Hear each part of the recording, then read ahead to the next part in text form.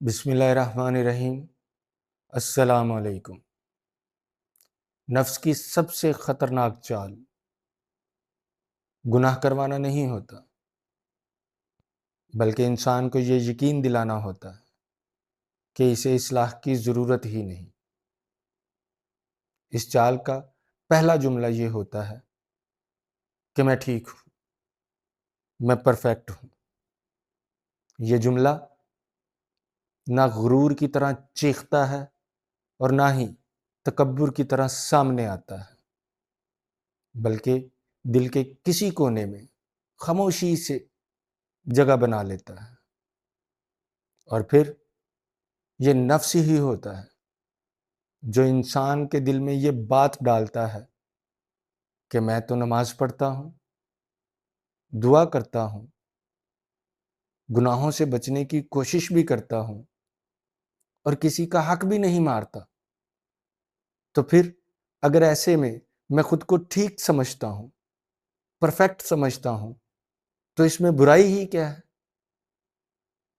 یہاں میرے دوست یہی وہ لمحہ ہوتا ہے جب نفس اپنی پہلی جنگ جیت لیتا ہے، کیونکہ پھر انسان نیکی کو سفر نہیں سمجھتا، وہ اسے منزل سمجھنے لگتا ہے۔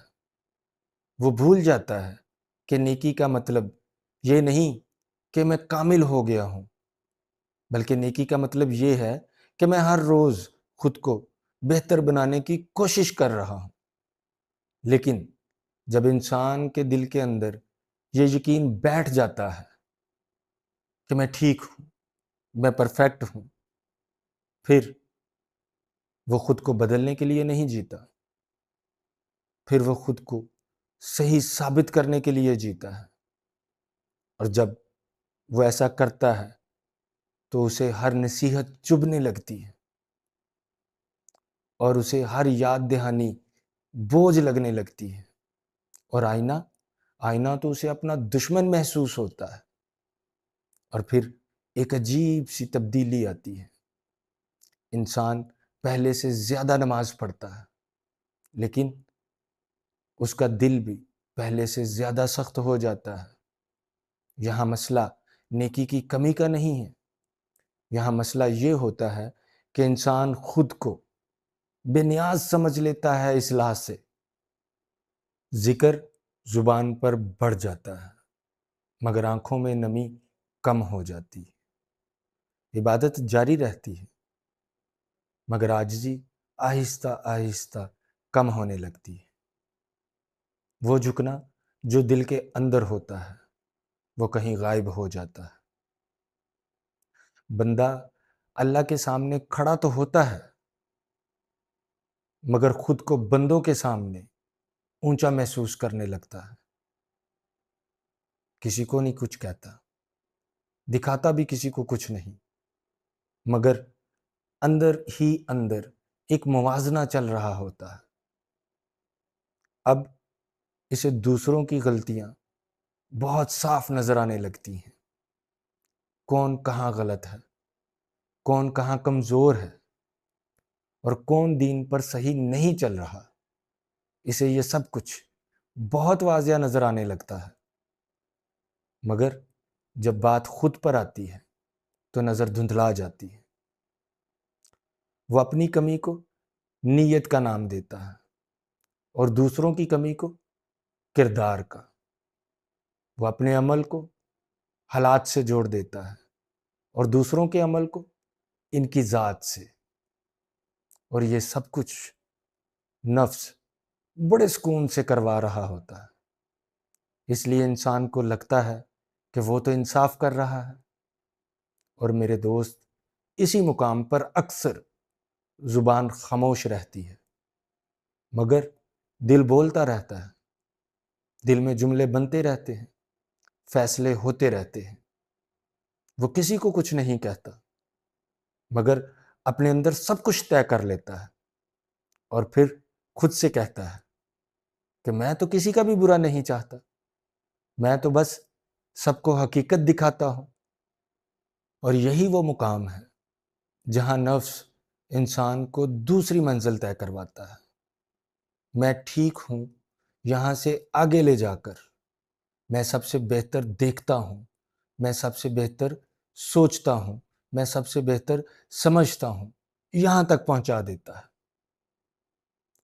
اور یہیں پر میرے دوست انسان کو سب سے زیادہ خطرہ ہوتا ہے، کیونکہ اب اسے اپنی اصلاح کی ضرورت ہی نہیں رہتی۔